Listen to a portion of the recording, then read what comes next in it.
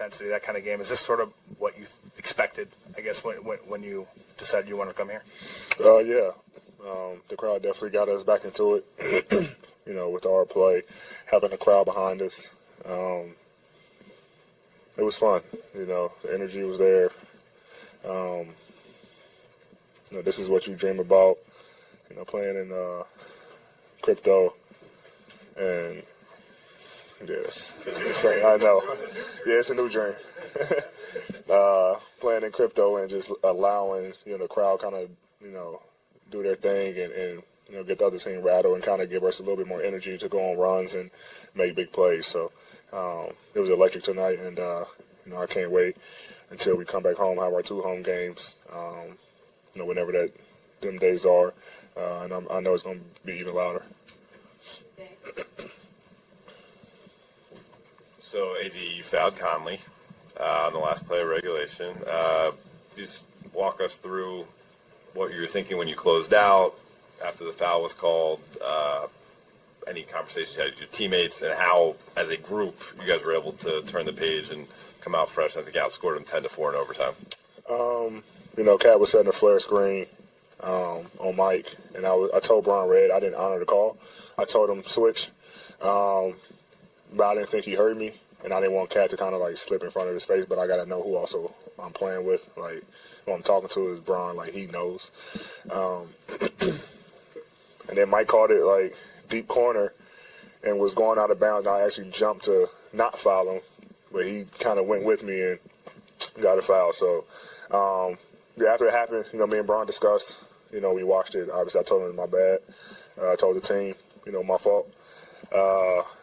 And it just goes back to our next play mentality that Coach always talk about and we talk about as a team. To whatever happened. Go finish this last 5 minutes and get a win, and that's kind of what we did. Didn't worry about it, and I'm always the first one to own up to my mistakes. I think the biggest thing though is kind of just messed up Dennis' game winner. So that kind of he got on me about that, but it always sucks when you lose. So it kind of don't hurt as bad. AD, you guys finally know your first-round opponent. What are your early thoughts on the matchup with Memphis? Yeah, good team, young, scrappy. Obviously Ja had a snake. Jaren Jackson. Obviously they have guys that's not going to be playing. Guys out Steven, Brandon Clark. But they're still a good team. I mean, they're third for a reason. Even without Ja, they were winning basketball games. So they're a tough team. We'll do our normal scouts and prep work for them. But it's going to be a fun, interesting series. AD, teams are been pretty aggressive with you defensively, a lot of traps, a lot of doubles. Just wondering what the ongoing conversation is with you, your teammates on the floor, the coaches, about kind of best ways to get you the ball, where to, how to, even when the double's coming. How does that discussion go for you, and where do you want that to be in the first-round series? Yeah, it's a lot of pick and rolls. I think in our matchups with Memphis, though, they didn't double. It's usually Steven Adams, he guards me, and then Xavier Tillman, he kind of guarded me straight up. So I'm not sure what their plan is. But I didn't see many double teams against Memphis. But, yeah, teams starting to do that, just try to double team, get the ball out of my hand, make guys beat us in. We're doing a good job making shots to kind of open it up, go into some wide action where they can't double, come off a pin down or play some pick and roll, where we got guys cutting and moving. Now guys are moving, I'll catch it on the run and have space to operate, or catching at the top of the floor and just operating. So, or go offensive rebound, and score that way. So I'm just trying to find ways to be a part of the game, be productive, and whatever I got to do to help the team win. AD, on your right, with this play-in tournament format, how valuable is this rest now versus a little bit more practice? And you could have been playing Friday. How would you kind of summarize winning and getting the rest? That was our main focus, getting the win. Even when we were down, I think 15 or 17, something like that, we just kept saying, we got to get a rest. We can't play. I thought it was Thursday or Friday, whatever day it is. We didn't want to play whatever day it was. We wanted to get this rest, let our bodies heal, recover. I mean, we've been going at it, playoff mode since All-Star break, trying to get in. So it's good to have 4 days to kind of just recover and let our bodies heal, get some mental prep in on Memphis, and go in kind of fresh, on Sunday and have a battle then. Playing every other day, and then, with the play in, then if, we would have lost playing again and then going right into a matchup would have been tough, especially with all the bumps and bruises our guys have. So it feels good to get this win and get a couple of days rest before we head to Memphis. AD, I think it's one thing from the outside looking in to see what Dennis brings to this squad, but you're with him every single day. Obviously, the edge he started the season with. How would you kind of quantify his value to the squad? He's invaluable, man. He brings everything every night. He wants to win.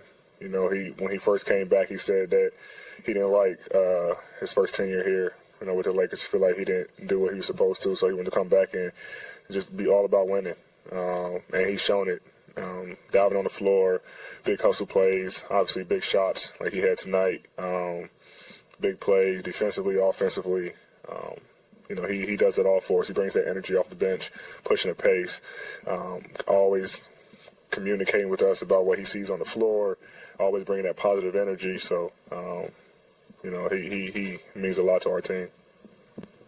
AD, on the whiteboard in the locker room, you guys had 2-10 and then 0.3% chance to make it to the postseason. Still written up there today as you guys are playing your way in. Are you guys still holding on to that piece of that identity? Is it a motivating factor for you? LeBron mentioned it as well. What are the kind of conversations about that journey and how it's pushing you now? Yeah, we talked about it. When do we play? Sunday. Just how crazy it is to start 2-10 and, be fighting for a playoff spot, pre-playing game, and then now go in and play the playing game and then get in as a 7th seed is unreal. We definitely feel like we deserve it, like we just supposed to be here. We work too hard and, put in the work to get in this position. But, yeah, I mean, that's where we started, 2-10. And the analytic guys and the media upstairs and our front office, everything saying that we had a 0.03% chance of, getting into the playoffs. And obviously we defeated those odds. But, we don't want to stop here just getting in. Obviously you got small victories, seeing where we started. But now we want to get greedy and make some noise in these playoffs. Kind of writing off that, AD, Ron talked about how this group was still pretty young together collectively since the trade deadline, and the past couple of weeks have felt like every game was a playoff game. How does a win like tonight further solidify your chemistry, and what does it add to it? Yeah, I think the biggest thing for us is our resiliency. Fighting, being down in certain games and just taking it one possession at a time. Guys not getting frustrated, guys not arguing with each other, getting flustered. Staying on that positive energy and manifesting like we're winning. We're going to win these games. And everybody plays that way, being in the moment, next play mentalities, and it's fun. We got to have fun with it. Guys are having fun, enjoying the moment, and it's showing on the court. So, obviously all that plays into chemistry, but not having as much practice time as we would like, just because it's been full steam ahead since All-Star. We finding ways to win basketball games, and now we kind of get 4 days off and get a chance to practice and really lock in and prep. It could be even scarier. Hey, how do you describe what LeBron's leadership style has been this season through the ups and downs with the group, and how does that compare to previous seasons? It's kind of been the same. Obviously, around playoff time, it's more defined. But I think it really showed when he wasn't playing.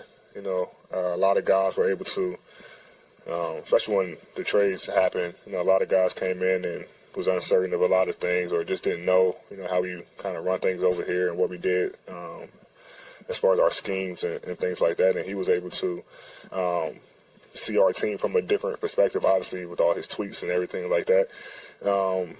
And kind of guys can lean on him when he's not playing and he see the game differently and kind of help them through that process.